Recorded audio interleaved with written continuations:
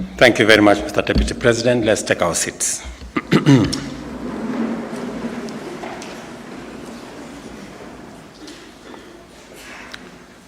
Let me first take this opportunity to welcome all of you present here, members of the executive, members of the legislature, members of independent commissions, our members of the diplomatic corps, and friends. This function is not just a part of the traditions and practices of our public service sector. It has its foundations in the Constitution, which, besides national values and principles of governance, has entire chapters devoted to the public service as well as leadership and integrity. These provisions, alongside other laws enacted under them, when seeking and receiving public services, define the expectations and entitlement of citizens. For us, they also set the standard we must uphold at all times in our performance individually and also collectively. It is important for us to understand that in entering the public service, we are under an explicit and implied binding contract with the people of Kenya to perform the tasks and duties entrusted to us and manage resources under our stewardship to a specific minimum standard set both by the law and by the Constitution. It is therefore always a good strategy to establish the document and clear terms and conditions to which we and the citizens of Kenya can make reference in evaluating whether we are doing our jobs as is required of us and providing meaningful value to the people of Kenya. In electing their government, the people express specific expectations and entrust us to deliver fully and also to deliver on time. I am committed to honoring that trust fully, and to do so, I rely on you to equally do your part as set out in your terms of appointment and as demanded by the Constitution, the law of Kenya, and the electorate. Our performance contract with citizens was formalized upon the inauguration of this administration in our commitment under the bottom-up economic transformation agenda for Kenya. This plan embodies our commitment to addressing critical priorities, including reducing the cost of living, managing inflation, taking all steps to create jobs, eradicate hunger, enhancing food production and productivity in general, and expanding the tax base and improving our foreign exchange balances. We also pledged to enhance governance, democracy, and the rule of law, protect rights and freedoms, uphold our national sovereignty, and achieve inclusive economic growth. These are the benchmarks by which Kenyans will assess our success. As we sign the second generation ministerial performance contract for the year 2024-25, let us reflect on our commitments, the ones we made, and the weight of the responsibility that we have on our shoulders. These performance contracts are not mere bureaucratic rituals or ceremonial formalities. They represent firm and solemn commitments to implement the inclusive and transformative goals of our plan. I must emphasize, and I encourage you to internalize the strategic pillars of this agenda and their interconnectedness. These pillars demand greater efficiency in current programs and projects and a bold redefinition of our service delivery paradigm. Agriculture, for example, is critical to ensuring food security, empowering farmers, creating an ecosystem of micro, small, and medium enterprise, drive job creation, and also build on our economic growth.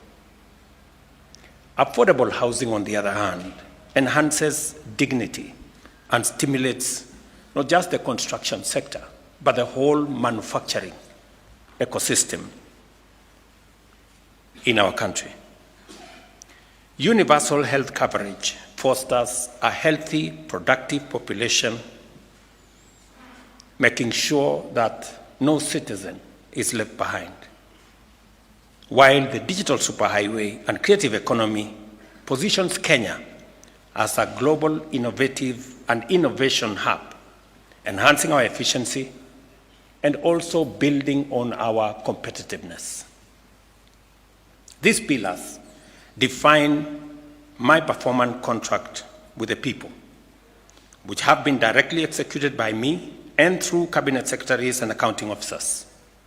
We are therefore united under a solemn bond to fulfill these commitments for the benefit of our nation and to make this country a better place for all of us. Performance contracting arises from our recognition of the need for a structured mechanism to transform Kenya into an industrialized middle-income economy with a high quality of life for all our citizens by the year 2030, as envisioned in our Vision 2030. It subjects each of our actions to objective benchmarks to evaluate progress and ensures that the needs and aspirations of the people remain at the center of every effort that we make. Over the years, performance contracting has proven to be a robust accountability framework, ensuring the effective use of public resources to meet constitutional mandates and also to meet citizen expectations.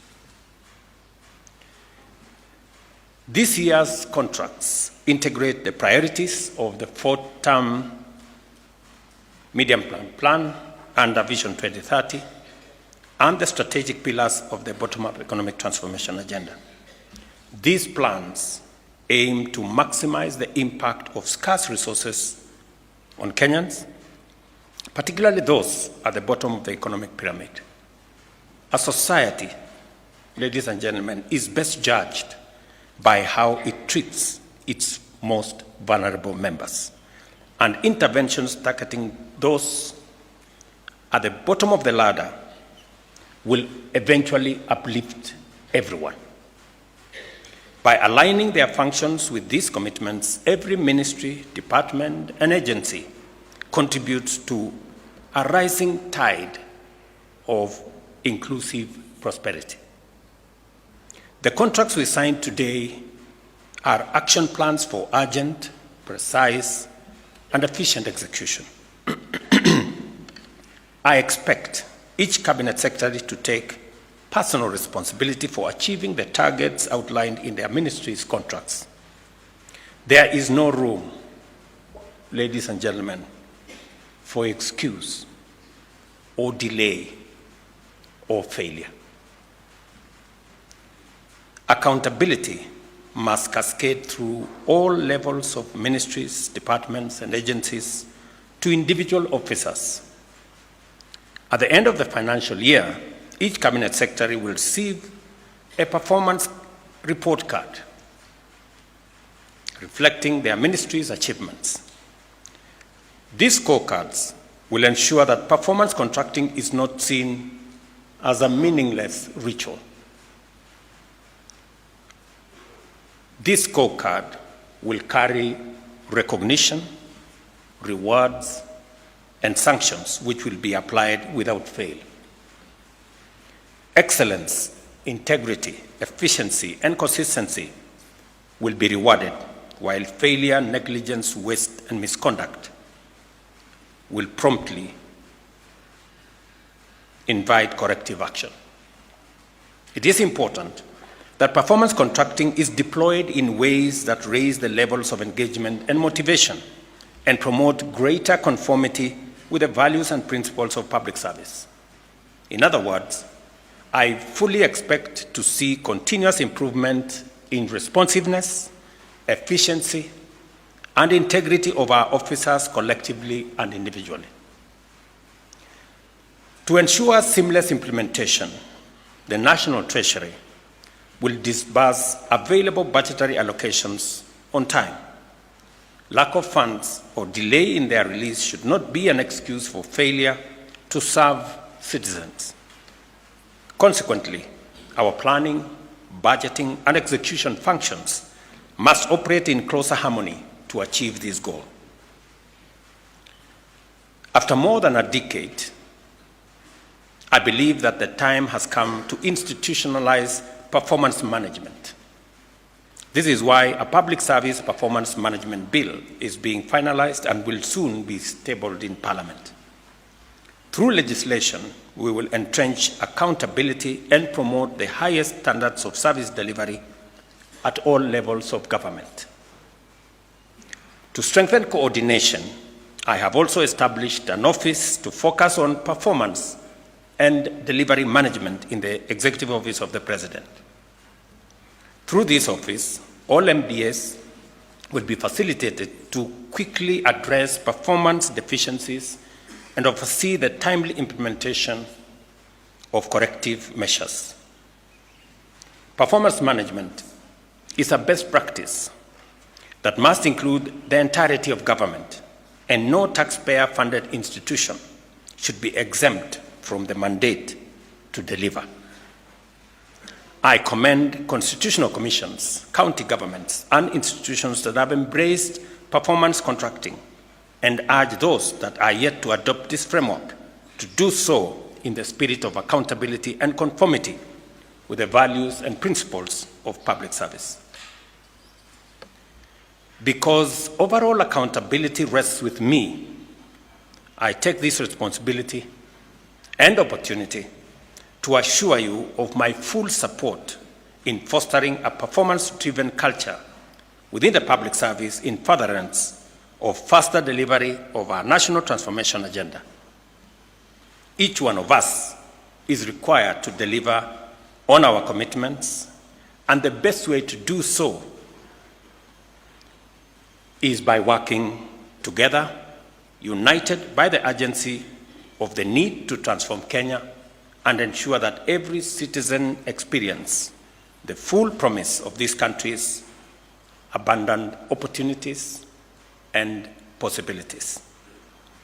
I look forward to working with each and every one of you, and I'm happy that on this occasion we have chairman of parastatals, we have a chief executive of government agencies present here, so that we can approach this with a whole of government drive and momentum. I want to assure you that although we are in a difficult place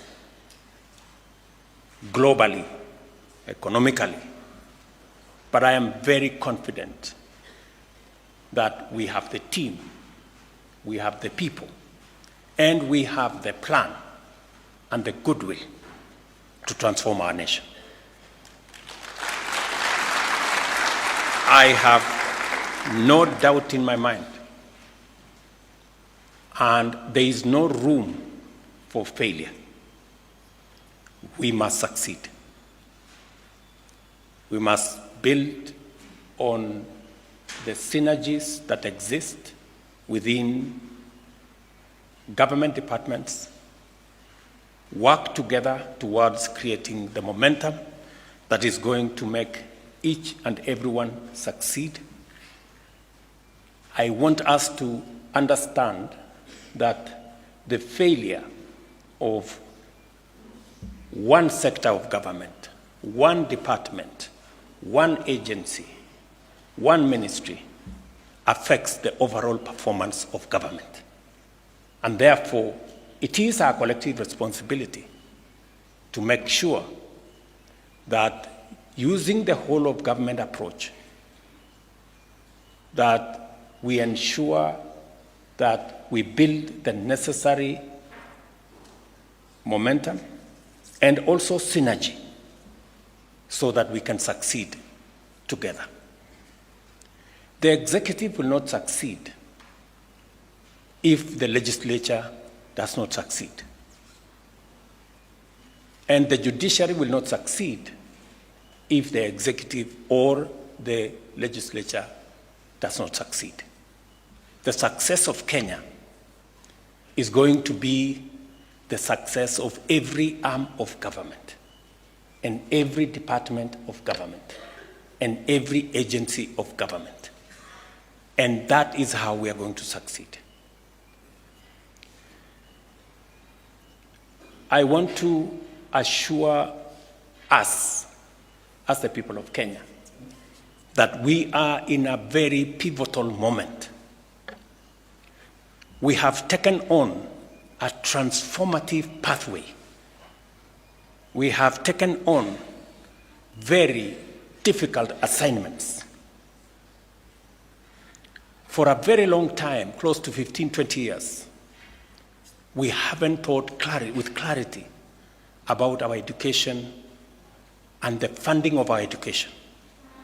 We have decided this time round to bite the bullet and sort out the funding in our education sector and provide clarity on the education of our children. For a very long time,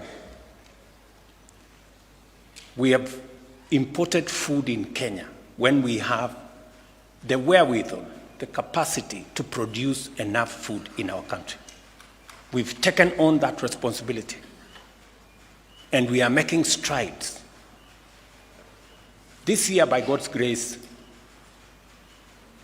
in a very long time, we will not import some of the food products, including maize.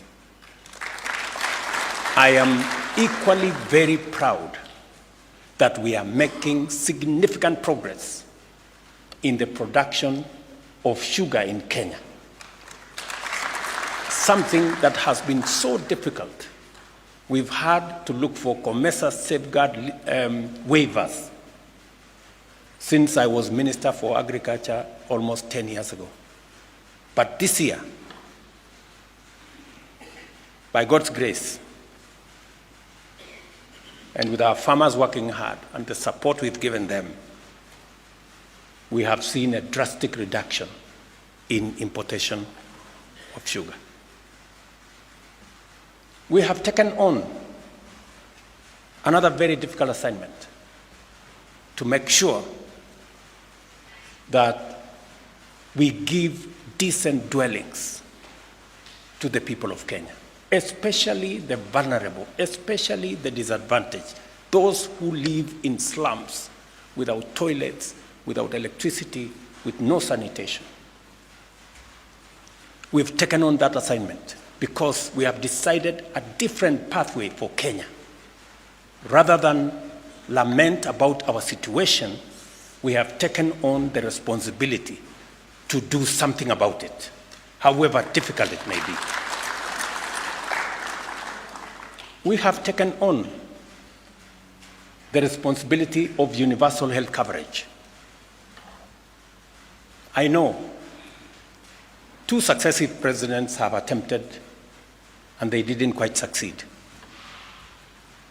2 successive governments have attempted, they didn't quite succeed. We have decided that we are taking on this challenge because there are too many Kenyans that die out of illnesses that we can treat. There are too many Kenyans who end up in squalor and poverty because of hospital bills. We have decided that this time round, we must get it right and make it possible for every citizen, irrespective of their financial status, that they can get the highest level of treatment in Kenya. Difficult, yes. But rather than lament about a not so working NHIF, an NHIF that has bills dating 10 years, 15 years, we've decided to correct that situation. And I promise you, we will confound the naysayers. We will succeed. This country will not fail. This great nation that God has given us will succeed. The enemies of Kenya will be put to shame because we are going to succeed. And we are going to take this country forward. I am persuaded, and I am very clear, and I am focused on making sure that together with all of us, working as leaders in the Republic of Kenya. And all of us understand the more authority you have, the greater the responsibility that rests on your shoulders. And the greater the responsibility you have on your shoulders, the higher the accountability that you are judged by. So all of us must work together towards making Kenya succeed. This country of ours, this home that God has given us, we must work tirelessly to make it succeed, to make it great, so that we can bequeath the next generation of Kenyans a better country, much more organized country, a country that shares prosperity, a united country. So, ladies and gentlemen, I am asking of all of you, the people who serve in different capacities, the people who have the privilege and honor to occupy whatever office in the service of the people of Kenya, that we join hands, we work together, and we focus on making this nation great. I want to thank you very much for coming for this function. I look forward to working with the ministers and the PSS and those who run different government agencies in making sure that we deliver on the commitments, on the mandate, and on the assignments that have been signed off here today, so that our nation can succeed and we can meet the expectations of the people of Kenya. We will make the other steps as we go. I'm sure every ministry is going to look at the individual departments and also agencies in the different ministries to make sure that they become part of this whole of government approach in the delivery of our assignment given to us by the people of Kenya. Thank you very much. God bless you all, and God bless our great country, Kenya. Asanteni sana. Another